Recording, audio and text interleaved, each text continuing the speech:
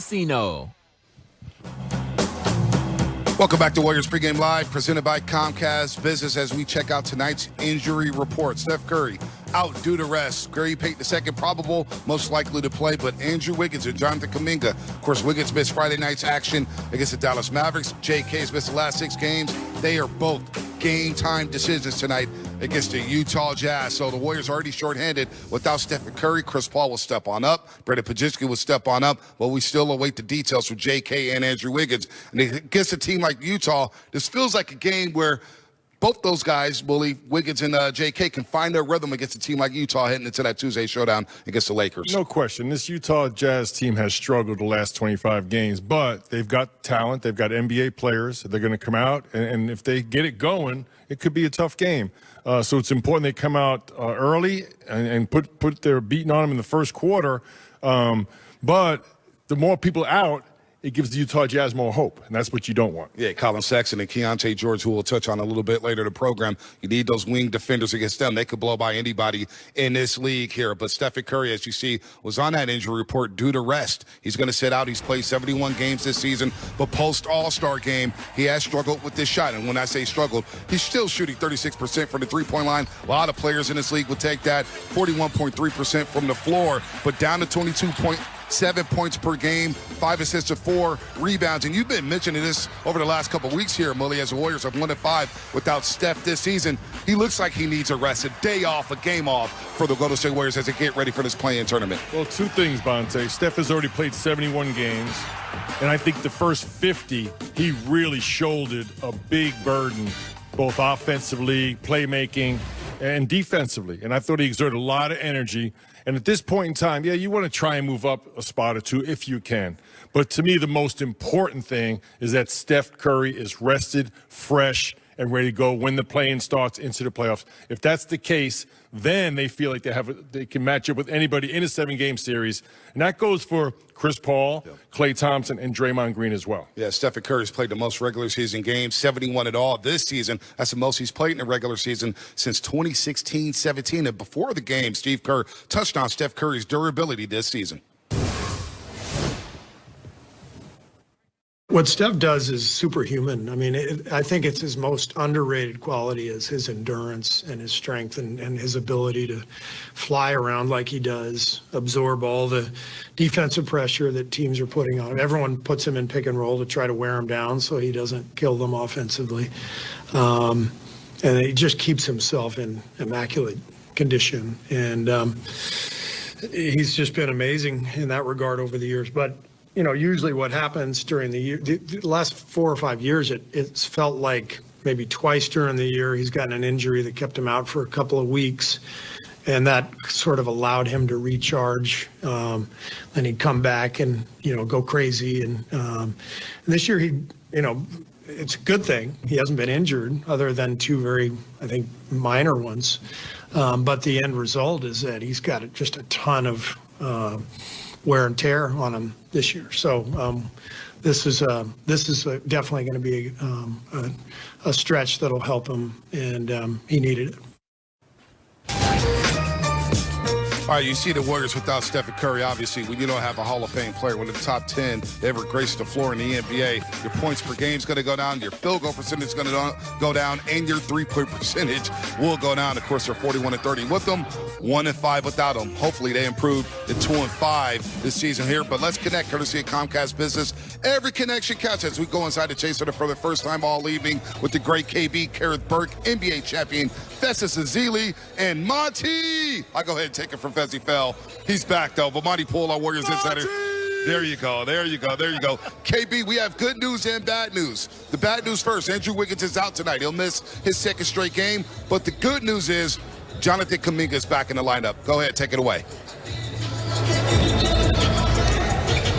Excellent to hear that, because when Steve Kerr said that JK and Andrew Wiggins could be game-time decisions, was that when there was a chance that JK could have missed his 7th straight game. And we had to follow up on that, because I asked Steve Kerr, what do you think about the time JK has needed to feel good in his body? And he said, for young players, they have to learn the difference between what is pain and what is injury. And he said it can be nerve-wracking, right? When you're hurt, when you're feeling pain, you don't want to re-injure yourself.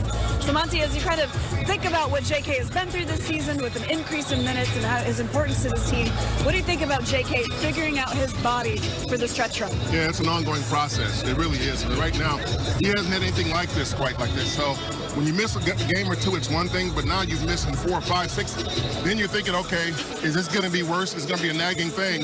You hope it's not. And the fact that he's going to be able to play tonight says that, okay, he's good now. He looked good in his pregame warm-up. So I think anytime you're a young player, even as an older player, you learn a little bit better your body. But as a younger player, you always have to be aware of every little thing, and you learn as you go. Well, the toughest thing, KB, for any player in the NBA is to be labeled injury prone. And that can affect your money, that can affect the way coaches look at you and play you and accept you.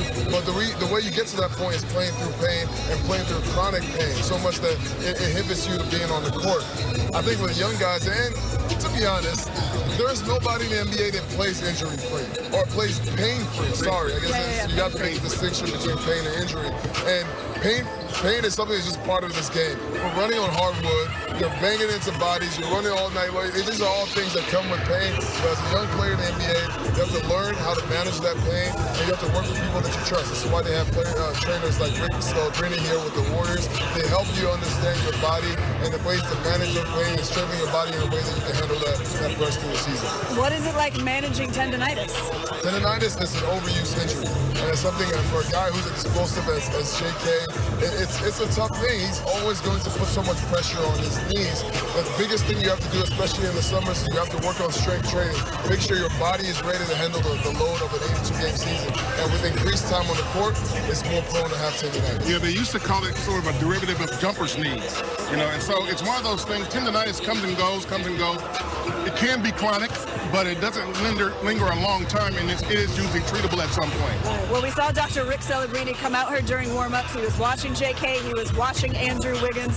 So thank you for that good news, bad news. We hope the bad news gets better soon for Andrew. No doubt about that, KB, as JK has missed 6 straight games. He's back in the lineup tonight, and we'll show the graphic right now of what he's done as a starter this season. He's been dynamic. What a third-year leap for Jonathan Kuminga. Again, he's missed the last 6 games with knee tendonitis, but the numbers, 18.5 points per game. The field goal percentage, over 50, 52.5%. We see the rebounds. He started crashing the glass. He's got the midi.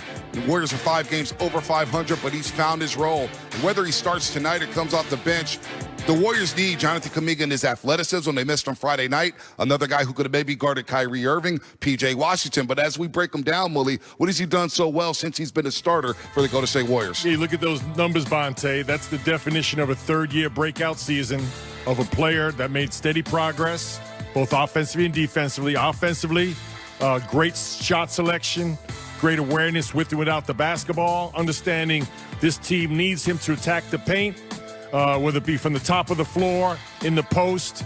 He's got this beautiful mid-range game that he's pulling up, knocking down consistently. We've seen him, obviously, in the break, get some nasty dunks. And I just think he's really got great understanding. Now, look at this nasty athleticism here, Bonte.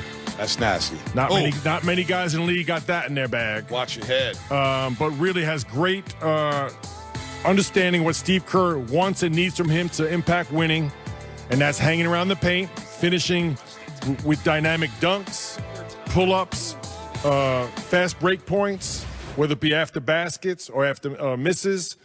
And then I love the fact you can throw him in the post. You talked about matching up defensively with some of the stars on the perimeter. Athletically, physically can do that. We've seen him guard Luka, stay down on him. And then offensively, for a change of pace, just throw the ball down the post, whether it be split action or let him go one-on-one once in a while. He's been good at getting to the free throw line, which not a lot of players on the Warriors can do. So a dynamic breakout season for Jonathan in all areas. I think he's really grasped what Steve Kerr wants and needs from him. Yeah, no doubt. Mentally, physically, JK has been balling in his third year with the Golden State Warriors, and he'll be able to ramp it up over the Knicks and in Boston. And then later on tonight, the T-Wolves taking on the LA Lakers. However, LeBron James is out due to flu-like symptoms. He did play yesterday afternoon against the Cleveland Cavaliers, had a monster game. But let's check out the wild Western Conference standings. Top 3 teams already clinched a berth in the playoff spot. In the playoffs, I should say. But Minnesota trying to get that #1 seed, just a half game behind the Denver Nuggets. OKC, a game and a half behind them. Clippers with a big win against Cleveland today. Had to rally all the way back. They were down 22 at the half. They come back and win that one. Again, we just mentioned Phoenix and New Orleans in a tight one down there in the Valley of the Sun. But the Warriors, they have officially clinched the 10th spot in the Western Conference. So they will be in the play-in. Now, will they be 9? Will they be 8, Bully? Stephen Curry will rest tonight. You have 2 games against Utah, a game against Portland, but I wonder how imperative it is for the Golden State Warriors to try to climb up to 7-8, or do you just factor in and say, you know what, let's rest these guys a little bit here, because it does seem like a challenge to rise up to 7 and 8. I think you're trying to do a lot of things at once, Bonta. You're trying to establish a great brand of basketball, Warrior basketball, whether it be both offensively and defensively. You're trying to get guys fresh. And then in the meantime, if you can move up, obviously I think where they are now at 10, they'd rather be at 9 to have that as a home game, whether it be Sacramento or whoever else is in that mix. So I think Steve Kerr's trying to juggle a lot of things at once. But I do still think the most important thing, we know they're in the play and they've clinched that. Now it's establishing your rhythm and rotation, both offensively and defensively. All right, let's check out the remaining schedule for the Golden State Warriors. 5 games in 7 days, including 2 against the Utah Jazz. Tuesday night, they're going out to L.A. to take on the Lakers here as we roll up the schedule. Portland Thursday, Pels Friday, so here it is. Utah twice, as I just mentioned. The Lakers, wonder how they'll play that game. The Lakers and the Golden State Warriors. You take on the Portland Trailblazers team. I don't think they're trying to win too many games, Willie. Earlier we talked about good news, bad news. We got good news that Jonathan Kuminga will play. Bad news, Andrew Wiggins will not play. And then we have more good news. You're playing Utah Jazz twice and the Portland Trailblazers. So good news, bad news, good news. And we'll see where the Pelicans are at Friday when they come out to the Bay Area as we go back inside the Chase Center to KB and Fezzi Fell here. And the mindset, KB, what is the Warriors' mindset heading into these final 5 games? Again, we just mentioned 2 games against Utah, a game against Portland. Is it important to them to try to move up in the standings, or will they take a cautious approach as we head to the play-in?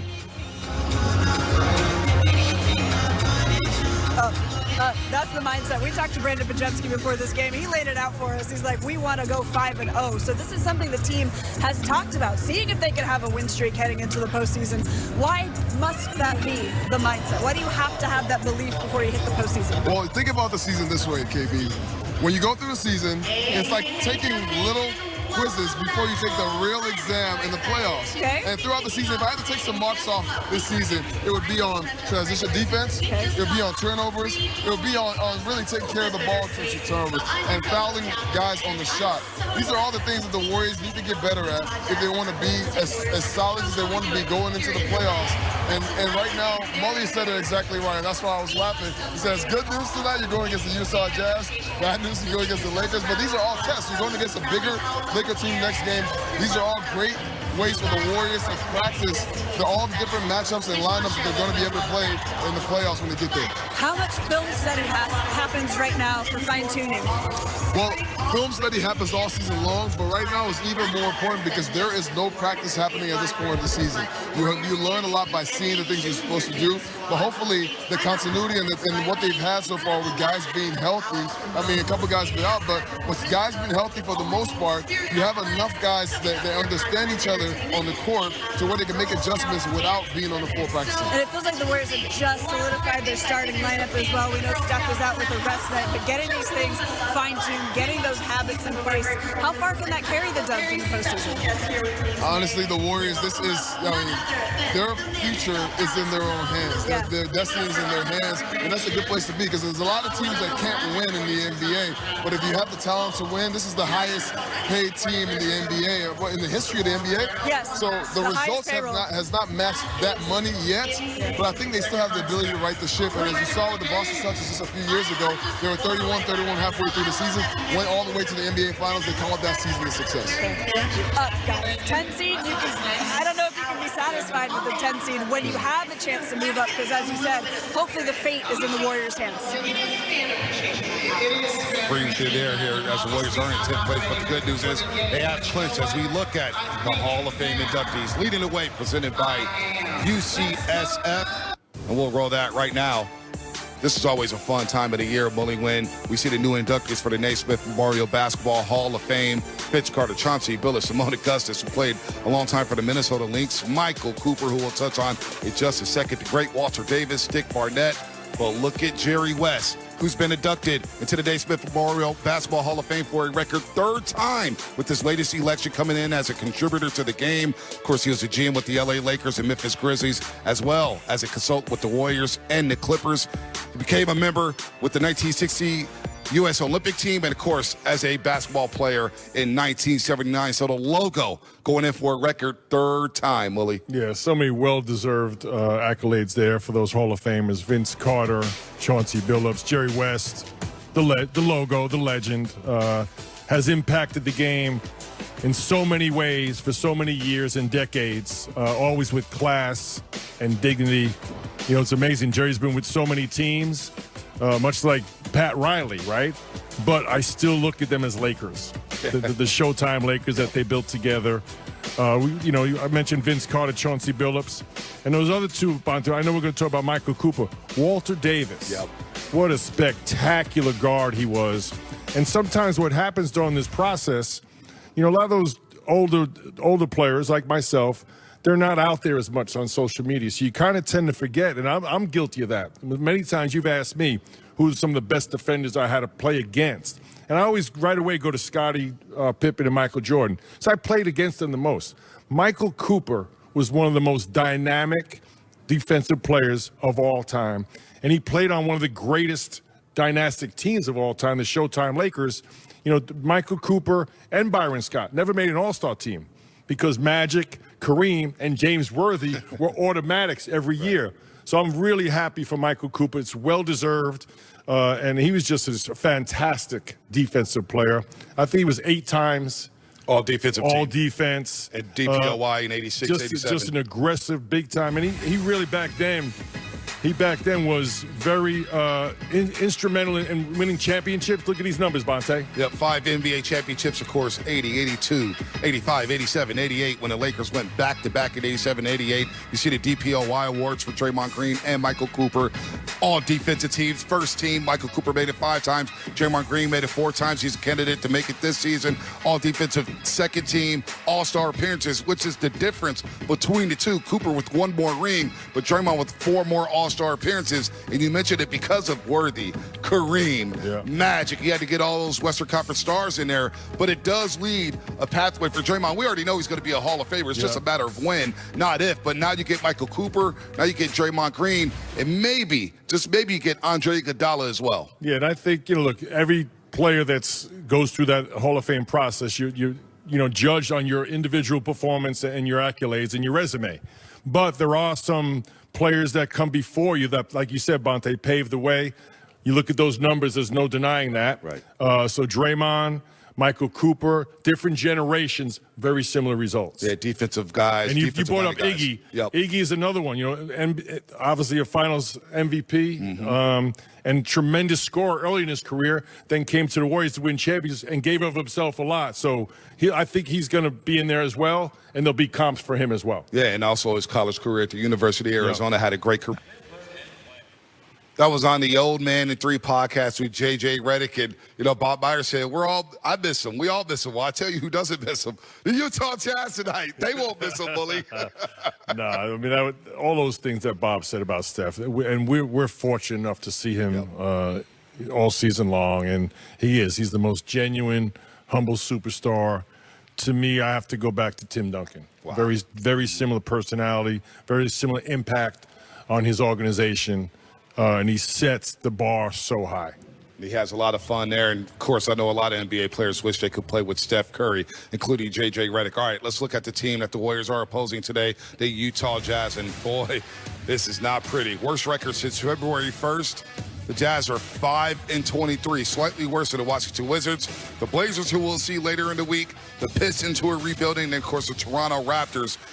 And Utah, man, they started off the season well, 26-26. They were rolling, then some injuries, and then they just pulled the plug here. They do have some young pieces. Keontae George, that's Kitty Lofton right there. But Utah's in that rebuilding mode. So what's the challenge for Danny Ainge moving forward in Salt Lake City, where it's been a place where it's tough to attract free agents to come to that town to play basketball? I think this point in time, Danny Ainge and his staff is trying to figure out who to put around Markkanen. You know, I think they like Sexton, Keontae George. Now it's about what plays do you retain. And what do you look for, like you said, Bonte, whether it be trades? I got a bunch of draft picks coming up. And then can you get into the free agent market? They've got...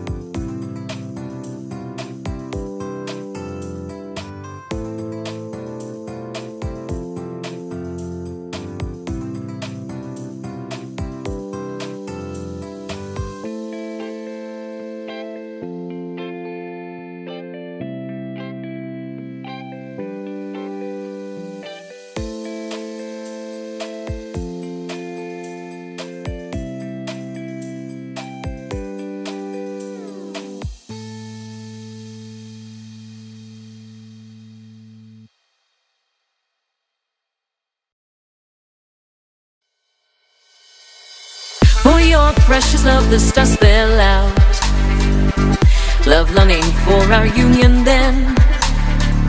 Love my fragrance so captivating. You're close to me, I lose myself. Never thought I would find love like this. Never thought I would be waiting. Move your body, let your spirit soar. Ella, you're at a move your body. All of my melody.